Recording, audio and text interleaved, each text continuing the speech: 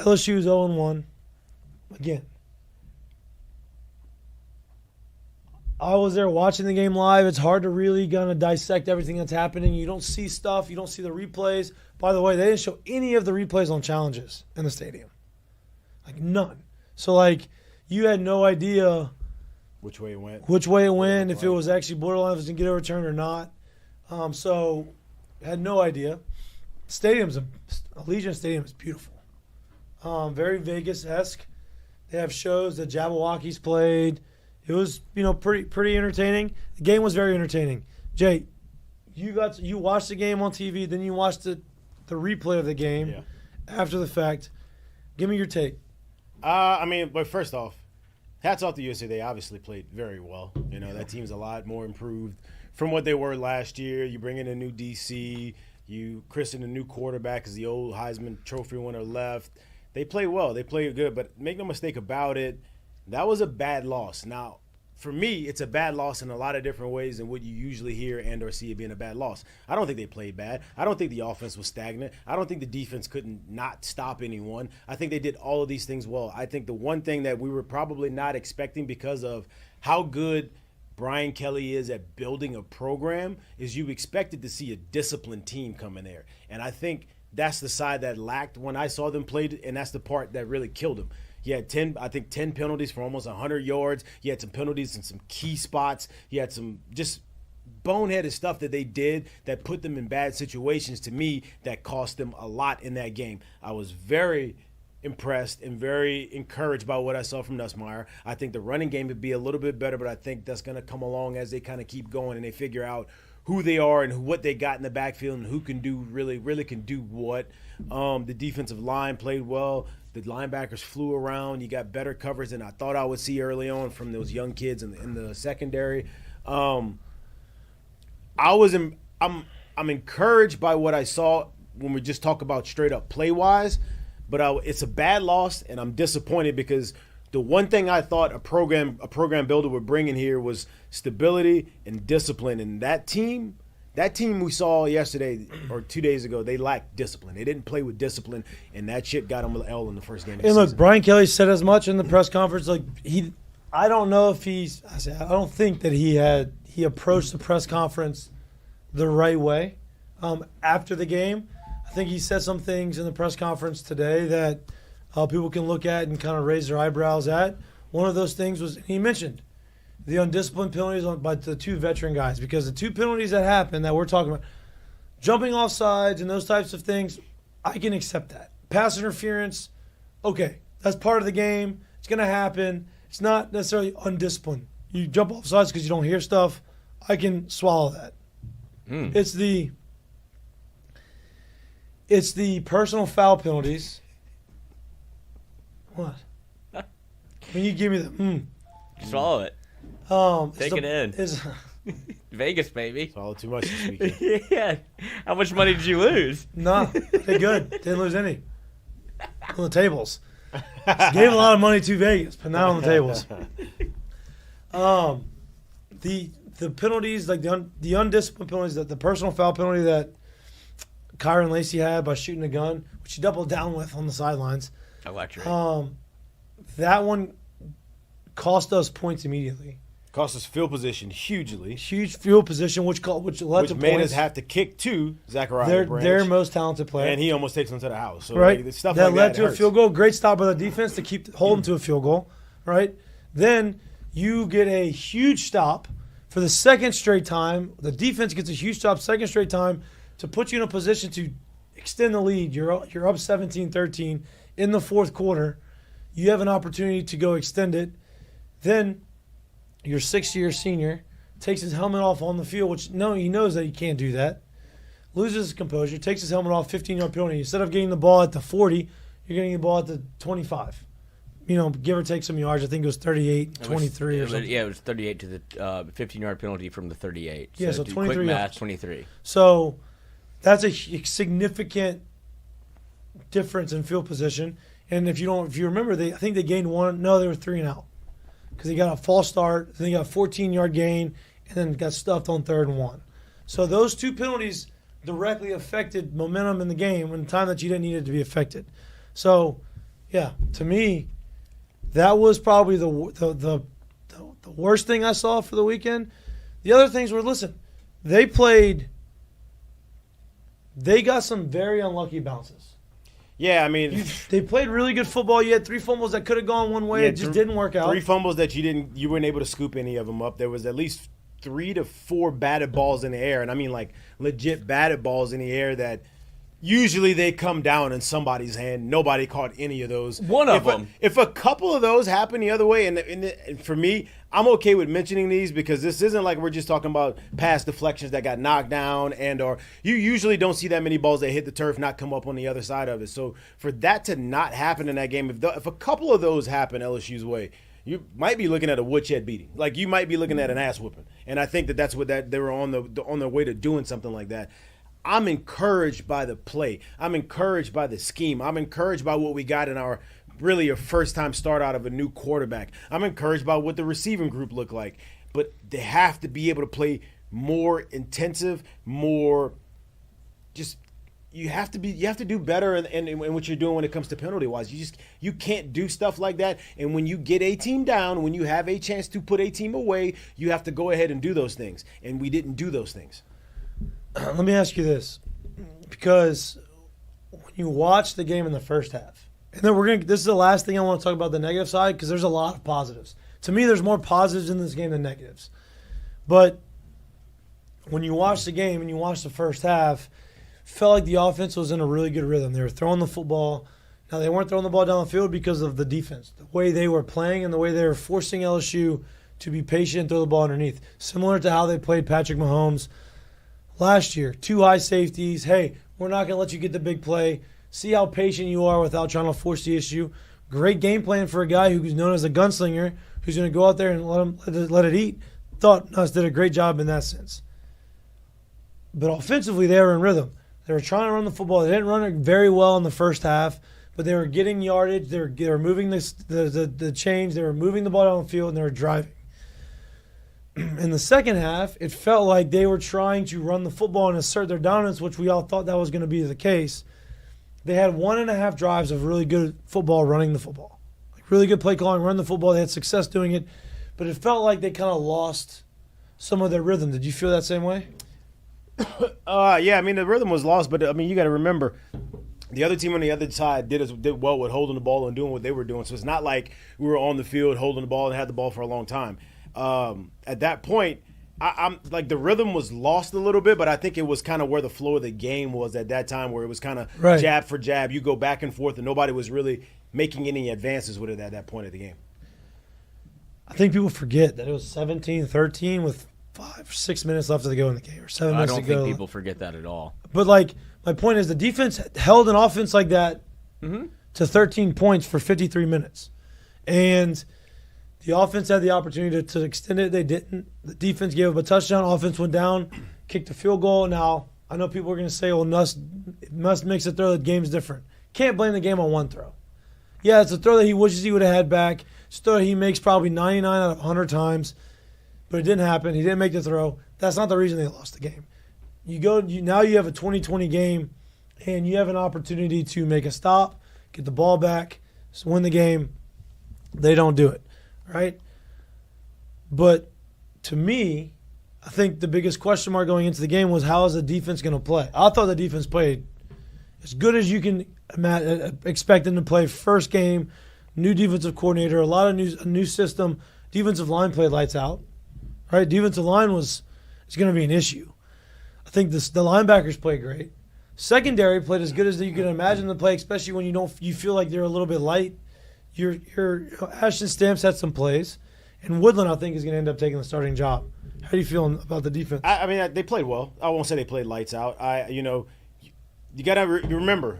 The team on the other side, there's a whole bunch of players on scholarship, and there's a whole bunch of players getting paid over there as well. So with someone like Lincoln Riley, who's had a strong history of being one of the best play callers and one of the best developers of quarterbacks, to go out there and have a fifth-year quarterback who can stay within the system and do what he's supposed to do, you're crazy if you were going to thought they were going to come out there and just completely shut him down. So I'm not going to sit here and say the defense played lights out. They played well. They played well enough for you to win, but you didn't win the ball game. That defensive performance, what I saw, was good. It was something great. It's a building block for you to build on. It's something for you to go with. I think when a team like this, who was quote-unquote supposed to be not good, who was quote-unquote unsure of what we were going to see, who was quote-unquote nobody thought that they were going to be a good team. When they're able to come out and do something like that, I think there's a lot of positives that they can go back into the lab and start working with and be able to get to a spot where 3 to 4 to 5 weeks from now, you really start seeing them play with swagger and confidence and really start believing in everything that they've put on tape, because what they put on tape so far has been good. But when you start having that swagger and that confidence and you start playing above those X's and O's and those little things like that, that's when you take that defense to another level. And I think we'll see if they get a chance to get there. But I was encouraged by what I saw them do on defense. Yeah, and I don't think like obviously lights out, not lights out, but I think that if you said, hey, 27 points compared to what they've been doing last year and how they played hard. Look, listen, like I said, I liked what I saw. Mm-hmm. But at the end of the day, if I go ahead and look at the numbers and I still go see a quarterback that threw for 330-something and they ran for defensive line in the sense of the run game played really well. I think they ran for under 100. It is, 72 yards rushing. So I ran for under 100 and you're able to do that. That's great, but the numbers are still the numbers. And lights out will never be we gave up 400 yards of offense. Right. I don't think they played lights out. Encouraging, but that's never lights out. Yeah, I think they played good. I would say good. They played good enough to win the game. Gave up 450 yards of total offense. Right. But I think that considering what you had last year, 100%. I think that was a massive net win, and like y'all laid out earlier, where you're a couple of bounces of the ball away from getting maybe 2 or 3 turnovers. The problem is you got outscored 14-3 in the fourth. That's the issue. Okay, I want this to be a positive show because I do think there was way more good than bad, and people are like, you're upset with the result, and I understand that. Like, that is what happens. Like, at the end of the day, you want to win. Like, doesn't matter what it really looked like if you didn't win. And I understand that part of it. But if you're LSU, you have to look back at that. Like, there's so many things that are so fixable and so easy to correct that, like you talked about, like, being undisciplined. Like, Kyron Lacey probably is not going to do that again. Major Burns probably is not going to do that again. And you saw Brian Kelly in the presser, like, stick up for his guys. It was one of his better press conferences that he's had at LSU where he was actually engaged and talking about, like, look, these guys fucking care. Like, those are the two of the guys on the team that care the most about the things that they did wrong were the things that they were trying to correct the entire offseason. And they know that they fucked up, and that's okay. But it can't cost you football games, and it can't happen in those moments. But it did. And LSU has a chance to correct it, and then you're going to be rolling into an Ole Miss game where you're probably looking at an undefeated Ole Miss team and a one-loss LSU. 4-1 LSU. And a one-loss LSU team. But the one thing that I will say that you have to kind of get fixed is, first of all, like I listened to the press conference today, and the press conference after the game was a total just basket case. Like, he was emotional and he was mad, and I get it because I think he was shocked that they lost.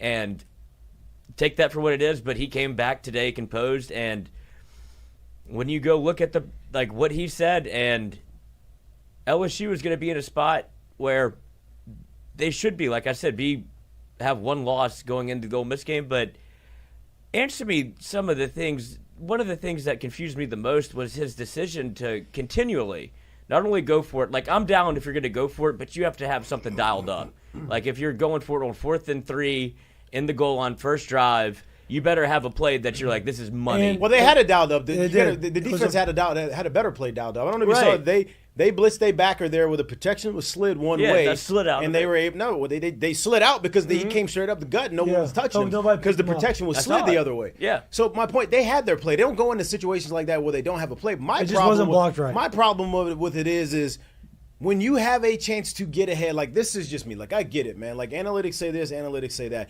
I remember last year hearing Saban kind of talk about this stuff a little bit, and it says analytics are great, but there's also a sense of having some feel in the game and understanding where the game is and what the ramifications are if you don't, right? And my opinion is anytime I got a chance, for the most part, to get ahead, to put more pressure on you, to have to do more, that's when I want to get on the board. You had a chance to get on the board. I get it. You're inside the 5. Long field if you don't get it. If you don't score, get on the board. Put the pressure on them to have to go down and score now, right? He's always said he likes taking the first kick because he wants to be able to score first. Well, let's go score first. And that's what I was going to set you up for, because I think you laid it out before the show in a very interesting way that I hadn't really, like, I didn't see it in that way, because I'm always of the ilk of you just defer.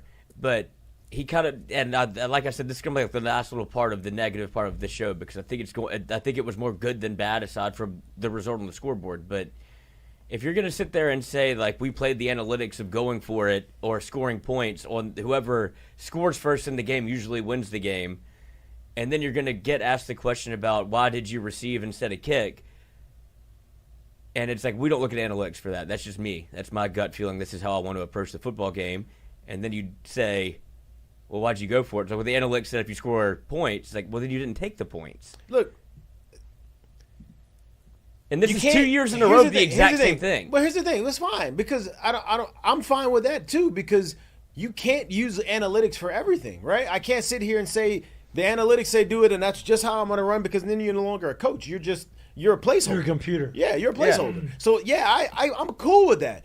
But when we got a chance to start putting the pressure on them, now look, let's say we're in a situation where they're up 7-0 or it's 7-7. Maybe not. We've shown that we're going to literally just continue to drive the ball on them.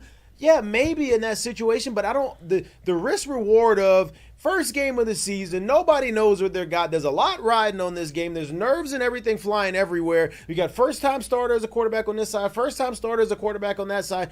Drive down, take the points, put the pressure on him. Say, hey, you go match it now, or you go beat it. And then if you beat it, we come back and we do the same thing. We're once again ahead. Right. You get what I'm saying? Like, I want to take the points when I get the chance to take the points in situations like that, unless I'm in a situation where I have continually showed that I'm driving the ball down on the field on you. All right, bro, you ain't stopping me right here. I'm going to go ahead and score anyway. The message to me, the message you send to a team in a situation like that, first play of the first drive of the game, first game of the season, that you go and score. If you think the other sideline is thinking, oh, man, well, we ain't got no chance now. I'm not sure that they're actually believing that right there. Right. I'm not sure if they're thinking like, oh, we in for a long night because they just scored on the first drive of the season. Whatever. I think there was more loss than you win by just getting on the board and putting the pressure on them in that situation, and it cost us. To me, that cost us a lot. You go into halftime, you be leading right there. You go into the last drive of the game where you would be willing and more able to run the football and run the clock out instead of being in a tie game situation if you're playing from ahead right there. We were not. We're playing for a tie. So, and that's where things change a lot for me. And that's because when you're playing at a 20-20 tie in that situation with that much time on the clock, you're thinking, I got to score a touchdown. Because if I don't, I'm giving the ball back to them, and they score a touchdown, we lose, and we don't have any time left. So you can't really run the ball, bleed the clock, run the ball, bleed the clock. But if you score in that first drive of the game, at that point in the game, you could. And that's where it makes it different for me. That's where it's just – because it would have been – I don't love that call. Everything created equal, it would have been 20-13, not 17-13. Yes. And I think that I agree with you, right? Like you're going to go down there and you're going to talk about points, take the points. It makes a huge difference moving forward. Now you took the ball, you drove all the way down there, you got points. It may not be the touchdown, but you got points, right? To me, one of the most disappointing things, and this is the last disappointing thing we're going to talk about, because I really do want to talk about the positives. I really do. Is the offensive line was good, pass protecting, no sacks, but I really you felt like they were going to be able to, when they needed to, get some push on some of these short yardage situations when everybody in the stadium knew you were going to run it. Like, I understand new defensive coordinator for USC is known for being a run-stopping defensive coordinator. The run defense at UCLA, we touched on that before the season started, before the game started, was very good last year. He is now at USC, and you would imagine it was going to be similar. We knew it was going to be tough to run the football. They had some momentum running it, but when it gets to 3rd and 1, and everybody knows you're going to run it, which I didn't really love. That was the one play call we talked about. We didn't really love them getting to the line really quick and running it. Now, they had a 6-year senior that made a play that just he went rogue and made. You got to play a lot. You got to play a lot of ball for you to make the play that he made, and it was not in the scheme of their defense. He actually just knifed the situation. He wasn't, but it was because he had enough feel to understand that this is what they're doing. No doubt. And there's a couple opportunities when they had 3rd and short, 4th and short, that they tried to run the football and assert their dominance, and they did not do it. And they got stopped, and it killed the drive. So for me, it was like, damn, you want to be able to get those if the offensive line's your strong suit, you want to be able to get those yards and those first downs. And so, to me, that was the only thing that I was really like, damn. How do you fix that? How do I fix that? Like to me, the only way I really see us being able to fix that and I don't know if it's in this playbook. I don't know if it's a part of this offense, but when you no longer truly have, and I'm not saying Nuss can't run. To get downhill. I'm not saying that he can't do that part at all. But I think it would have to be a lot that Nuss would have to do throughout the course of the next month for people to say on film, let's start scheming to protect against the quarterback run, for people to believe it. But I think, man, if you start getting to the spot where maybe you get in the pistol and you get a little more downhill, you actually have the quarterback turn around and hand it off and get that kind of concept going into the offense to where maybe you can throw some boots into it. Maybe you can literally just throw some play action into it. But something to get that feel, because I think it's going to be tough for us to really get the run off if we don't have the threat of the quarterback run, especially it's not like it was last year. And if you're not going to do that, you're never going to keep those ends at bay. You're never going to keep 100%. Those end of the line of guys at bay, and they're always going to come down crashing hard and blow shit up. If you don't have any threat to the outside to keep them there, they're going to keep crashing in now. They're unaccounted for. They're going to come and blow shit up. Whether that's, hey, Nuss, you're going to pull it and run, or you're going to pull it and there's going to be somebody out there where you can get it to.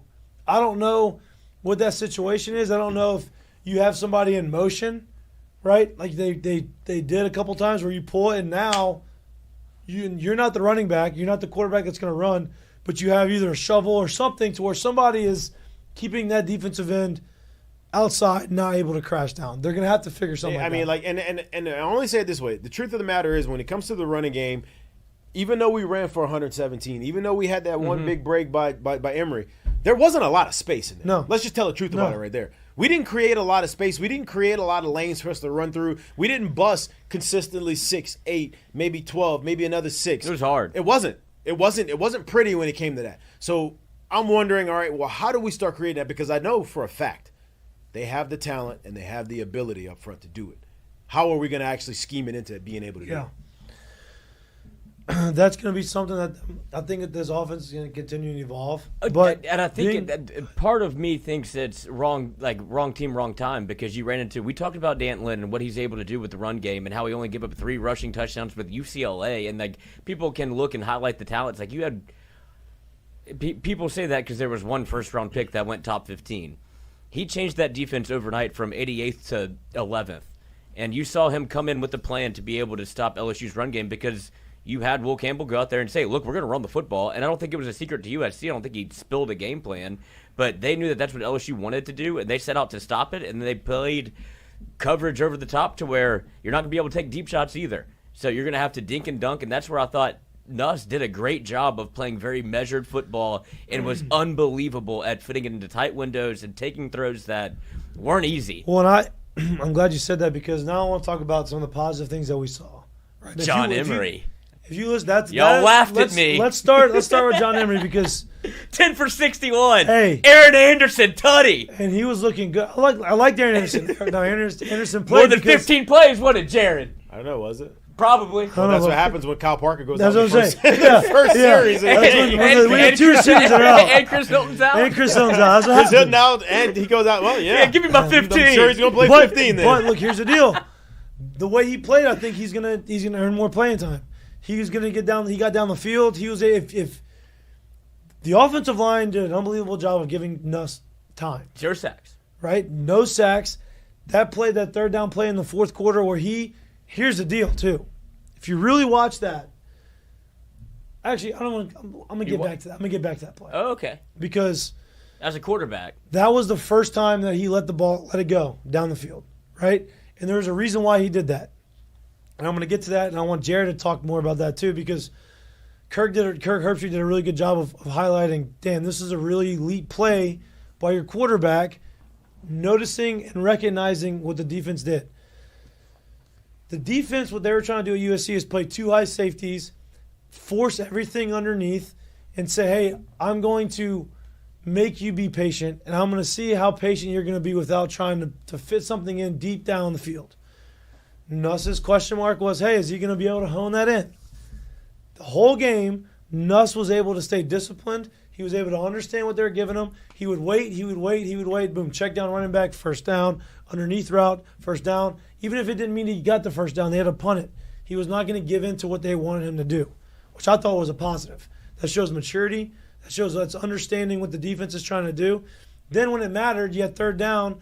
The whole game, you had your best rush-in for USC coming in the whole game. The best rushing guy they got on third down decides to drop out into the flat where the out route has been all day.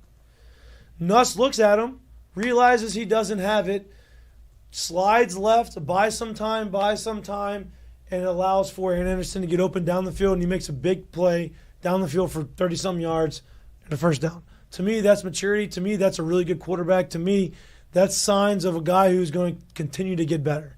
How did you feel about Nuss? He played well, and I also think, too, people forget. So, like, when I look at the personnel and what they have, I would imagine, for one, I was truly expecting the kid to be able to play this week. Chris Hilton was not able to play this week. Yeah. But you have to understand, even though we have not seen a ton of him in uniform and really doing what he does, he is their deep threat. Yep. He is the one that blows the top off, and he is the one that can win those 50-50 balls in those situations. He wasn't able to play. That changes things up scheme-wise a little bit. And somebody like Aaron Anderson, in my opinion, plays more like a Tyreek Hill. Yes, can he blow by you, but you're not expecting him to win jump balls in those situations. So the scheme changes a little bit when they're going to play you that way and you no longer have that guy who is the blow-the-top-off-the-guy defense. But the first touchdown to Kyron Lacy, the way they schemed that up to where it was one-on-one with that safety up there, by getting him in motion like that, that's a great scheme. That's great play calling. That's a great throw. You got the ball to your playmaker. They did a whole bunch of positive stuff in this game. Yeah. A whole bunch of positive stuff. Enough to where you feel good about them the rest of the season. The only reason why I say it was a bad loss, the reason why I will literally use the term bad loss is because the schedule is unforgiving, man, and it makes it really tough to be able to – I'm not saying you have to run the table, but your margin is so damn thin. You have one more loss. Your margin is so thin for what you have to do going forward. And that's never really where you, quote-unquote, want to put yourself, back against the wall like that first game of the season out of the gate. But nonetheless, that's where you're at right now. And you're going to find out a lot about this team. You're going to find out a lot more about how they can grow discipline-wise, because that's what it's going to take for them to get the job done that needs to be done. They no doubt have the talent. They no doubt have the ability. They no doubt have the coaching. They have the things that they need. Now you have to go out there and do it, because you got a chance to go out there and see, hey, where are we? What do we line up? Where do we stack up in this thing? And you almost walked out of there in a win in a situation where you gave up 100 yards of penalties. Yeah. So, it's close. Well, that was the other thing, right? If you go look at the box score and you go look at the stats, team stats, and you go look at what's going on, you gave up less than 100 yards rushing. You had more penalty yardage than them. Your quarterback had a technically higher QBR. You turned the ball over once, and then the game doesn't count, right? Like it was 8 seconds left. You weren't going to. It was very unlikely you were going to win. You had better time of possession. You had more rushing yards. You just didn't have enough points, and the reason why you didn't is because I think.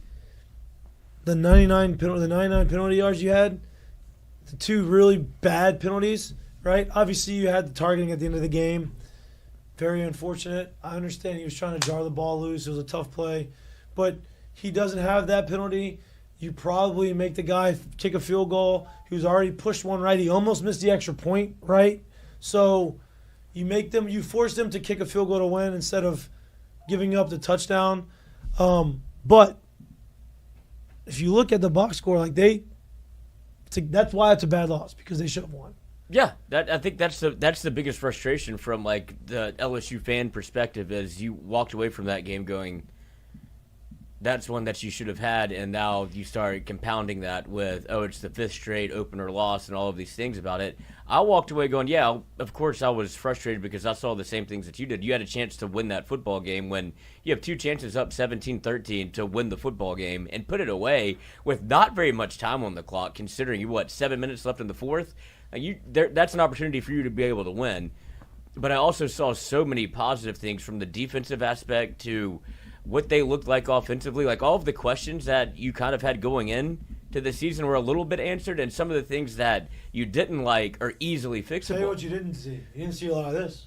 Right. Ashton Stamps was a dog. You saw a lot of guys. The defensive line felt like it was a little bit old school. Now listen, Savion Jones played the best game he's played at. It feels like they're a little bit old school. They were getting penetration. They were hitting the quarterback every time. And look, Miller Moss got harassed. And kudos to Miller Moss for staying in there and making throws when he was getting hit. God, he loves talking to the officials, though. Whit Weeks played his ass off, right? Perk got caught on some stunts. No, but here's the deal. I'm glad you brought Perk up. Led the team in tackles. Right, led the team in tackles. People are upset because they think he's going to go and be Micah Parsons. He's not. Well, they want to be Tyrann Mathieu and be like, you're going to change the game every time you're out there. He's not. It's unwarranted expectation. Well, they think it's like a match of the two, right? Like Tyrann had an uncanny ability to, like his nose for the ball still is to this day. You ever seen it? Is as like clean and as good as possibly anybody we've ever seen kind of come from that position. One of one. Now you go to Micah Parsons. People don't also remember like, hey, I understand. We saw him sack the quarterback at an alarming rate his freshman year. LSU would be doing Harold Perkins a huge disservice at 220 pounds by lining him up on the end and telling him to go rush the passer every day. Because guess what? When he gets to the next level, he's going to get kicked out the club all day and all night. Go find me another one that's 220 doing that at that level. You won't. Micah Parsons is 250, bro. Actually, probably around like the 240 range. Yeah. Like, it's different. So he has to learn how to play from this spot. And Micah Parsons doesn't play with his hand in the dirt all game either.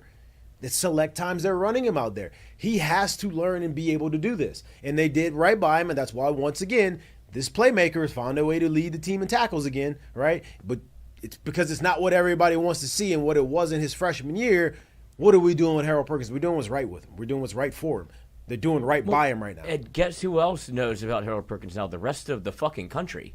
It's not like you can line him up like against Arkansas or his freshman year. It's like, who the fuck is this? Right. And like you didn't know how to game plan for him. Now they're they started figuring out how to game plan him his freshman year. Yeah. And they started taking him off the field. Yeah. They would put him at a disadvantage to where he couldn't just rush the edge. Right. And then he was like, he can't play. He wasn't on the field. And so this is how you have to be able to play him because he's good enough to do it, but he's not always going to be in the Arkansas mold where he's going to sack the quarterback 4 times and change the game for you because they're all looking at 7. Like, don't let him break this game for you. Yeah. And he still found a way to have 8 that tackles. part of his freshman year, as much as people don't want to admit it, when they showed up Sunday to watch tape and start breaking down the film, they were not worried about Harold Perkins and where he's at and what he's going to do. After that, that's all they're worried about when it came to that defense, and that's the first thing they worry about now, right? So it's not going to be the same, and that's okay. Lane Kiffin said it his freshman year. He goes, what changed whenever LSU blew out Ole Miss at home? He goes, they put 40 in the game, and that's when Harold Perkins was 40. Right. He's like, he wrecked the game. Like, we didn't know that. Right. And he totally changed the game, and now you're putting him in a position where if he's able to figure it out, and you heard Brian Kelly talk about it today, where he still has his eyes everywhere. Like he's trying to do too much a little bit. He goes, if he narrows his focus, we feel excellent about what he's going to be. And I believe that. That's why I don't feel like some people are going nuts about this loss. And I know you didn't want to lose it, but this team is only going to get better. Yeah, no doubt. And they weren't bad. No doubt. It wasn't a sloppy game. And it wasn't 48-21. That's very well played. This was probably the best game of the weekend. Let's be honest. Oh, by far. It was a very well played game by both teams. At high level. Big plays. Both wide receivers are making really good plays. Both quarterbacks are making highly very hard, tough throws, right? You had defenses playing really well. Everything that you wanted to see in a football game, very high level. USC's good. You were seeing it. The difference was one team made a few uncharacteristic and undisciplined plays, and the other team didn't. And that's how the game ended up. Maybe they just didn't get called. No, they didn't. I mean, I'm just talking, some of the holdings, for sure, but those aren't undisciplined. Walmart got blocked in the back on a huge return. It's like, what are we? This is getting a little crazy. Had a big bad down of a pass, yeah.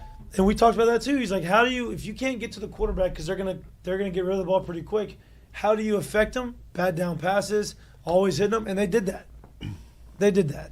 So it was a very well-played game by them. It was just unfortunate that they did a couple things that they didn't do quite well enough to win the game. Now, moving forward. Here, Brennan Huff has a question real quick in the chat. What we were just saying. He's like, but that's the problem, though. They will get better, but aren't they ready week 1? Like, do you understand how much change that they made from the defensive staff to... They are ready. They were ready. Yeah, it wasn't about the preparation. I wouldn't say they weren't ready, but... the amount of change that they made for them to look like that, I would say is a net win, even though it was a loss. But they're going to be good. Yeah, I don't at all look at it as they weren't not ready. Like I said from when we started the show, in my mind, it starts from the absolute top. The head honcho of this thing is that kind of discipline has to be bred and fed into them from day one to the finish. Everything else that they've done and that they've changed up in the positions and the new coaches coming in and all that stuff has been great. You could see it on the field. It's very easy to see it. There was so much more competitive play that happened. But the little knick-knack stuff that's easy to get away from, that's easy to let go, that's easy to let slide, that comes from the top, in my opinion. And that kind of stuff slid. That kind of stuff was obvious because it came out in the game. That's the stuff that kind of needs to go away. And that can happen anywhere. If you stop telling your kids to put their shoes in the closet, sooner or later, they ain't going to put the damn shoes in the closet. Right. It's really that simple. And I think stuff like that kind of got put to the side a little bit, and it reared his head a little bit at the end of the game. And as far as being ready, the game plan I thought was great. I thought it was a solid game plan. Yeah. People talked about the play calling. I don't think the play calling was bad. I think that the play calling was dictated based off what the USC's defense was doing to LSU. Thought that was fine. I thought they adjusted well. Thought they made some adjustments. Now, they went in the second half with a game plan of we're going to pound it. We're going to control the game with the running game. And you thought you felt like they were starting to do that with Emory and those guys, and USC was able to stop it, and it felt like it was hard for them to get back into it, and it was the flow of the game. I don't think it had anything to do with being unprepared, game planning, or any of that. That said, I do think there's some things they could do offensively in that game where you would have liked to have seen where if the run game was, like Jay Mitch said, like USC was primed to stop you from running the football. That was they didn't want you to throw it deep, and they didn't want to let you run the football, and they set up like that all night. And that's where I think there were some things that you did early on with Xavier Thomas, with Aaron Anderson, where it was, okay, this is an extension of the running game. If they would have continued to do that type of thing, I think you would have seen it become a little bit easier to run the football between the tackles, and it just never really manufactured itself. Then you go for it on a 3rd and 1 and go hurry up, and everybody knows what's about to happen, and you have, like you said. See, and that's for me. So for me, once again, that's why I love taking the opportunity to get points when we can, because I feel like the real attempt to establish the run, not like just drive the game home and like kill it and bring it home. I think the real attempt to establish the run really started in the second half. Well, you start doing that, next thing you know, you're running out of time. You get what I'm saying? And we were not in a situation where you're basically winning and really pulling it. So I think that kind of puts you in a bad situation. But when you get points early, I feel like, and you let them play catch up, now when we get the ball back again, we can continue to run that kind of game and continue to do that thing. That's why I thought that part was real detrimental to what they did the rest of the game. I talked about it the entire night because I couldn't believe to open the season, to start a game, you wouldn't take the points in that situation. I don't care. Even, like, I get it, man. Like, we were inside the 5. That's another spot where you're like, yeah, maybe, but this ain't game 6. Yeah. We don't know who we are yet. We don't have an identity yet. Take the points, make them play catch up. They don't know who they are either right now. They got a new quarterback, too. They're trying to figure it out, too. This is a defense that's supposed to be better. We just drove it up and down the field on them. Take the points. Make them start wondering instead of us wondering because we didn't get the job done, because we did all that and left there with no points. That's what I didn't like about it. No, I agree. All right, what's next, though? And I agree with you because I kind of had the same sentiment of it felt like you didn't really have an identity after that game. You didn't know at least you didn't have an identity in that drive. You didn't every time you ran it, you didn't run it down their throat. You were able to run the pop passes back and forth, and that's what you kind of went to stuff like that again for that play, and they out-schemed you on that, which kudos to them. But that's my point. Like, we don't know who we are yet. Why are we doing this right now? Kick the ball, take the points. Yeah. There's no need for that. Yeah, but I'm just talking about, like, even like going forward, it would, and that's where I wonder if I wanted to see USC play for the rest of the year to see if it was a USC, like that defense is way better than it is. Maybe well, I think that. I don't want to be biased. I think at the end of the year, you're going to look up at the end of the year and you're like, damn, this kind of similar. I'm not saying they're going to go undefeated like Florida State did last year, but you're going to look up and you're like, damn, this team was way better than people thought they were going to coming into the season. They're going to be at the end of the year. You're going to look up and they're going to be in contention for the Big Ten because they do not play Ohio State and they do not play Oregon. Michigan is their game. And they play Michigan and Penn State. And Notre Dame. Penn State looked a lot better. At the end of the year. Yep. Penn State looked a lot better, but that's still one for tradition. And we're like, I don't know if they can actually push the ball down the field. So we're not sold on them at this point either. Right. But that's their two biggest games, and obviously the Notre Dame game at the end of the year. And then they'll probably have to play in the Big Ten championship if they make it to that as well. Right. But dude, I'm telling you that team's a lot better, and I'm telling you that team played a whole lot better defense. So they're going to be in the running and in contention at the end of the year. Look, Miller Moss without is a doubt. good. Yeah. Miller Moss is Without good. a doubt. He stood in there and he took some hits and he made some really good throws. Those are wide receivers, like Jared mentioned before the weekend. They're real. You got guys who are big, physical, and you got speed everywhere at the wide receiver, and they made some tough catches. You know, it's funny. I actually heard Kirk Herbstreit talking about this, and I was thinking about this earlier too. When you have a guy like Miller Moss, who's a fifth-year guy, who's been around, who's kind of in the system, who like he's even less of a runner than Nussmeier is, right? Right. Somebody who's going to run the offense like that, when that's replacing a guy like Caleb Williams, he's a magic pill, dude. Like, we could have this drawn up. He is going to find a way to get out of rhythm and make something work. Where really, I was drawing this up to be able to hit him this way and then come back and hit him that way. Well, you ran and did something crazy to make it work, and now I can't even go with the counterplay that I was going with. My point to it is a guy like Miller Moss is going to keep a play caller like Lincoln Riley more on schedule for what he wants to do, as opposed to being like, holy shit, what just happened? Yeah. All right, let me figure out what I want to run next type of thing, which is what somebody like Caleb Williams does for you. As great as it is, it makes it tougher to have flow. It makes it tougher to be able to go because of what he brings to the table. I said before the game, it makes sense for that offense to have somebody that will keep you on schedule, not be a lunatic in the backfield. You're like, I love it. It's great. The talent's undeniable. But for Lincoln Riley, who I can put anybody at quarterback, it feels like for him, and be like, if you stay on schedule, we're going to be able to score points. And that's where I take a positive away for LSU again, to only give up. It's hard to say 27 because it felt like it was 20. But that last one that you gave up happened. But not a lot of people were saying under. Right. 28-24. I said under. You know what's wild? I could not bet on the Caesar Sportsbook app in Vegas. Yeah, you got to. No, they do that on purpose. You have Really? to. They want to keep the books hot. They really keep the old school. So the experience. apps don't work there. No, you got to go to. Wow. Yeah. I figured since I'm there. Mm-mm.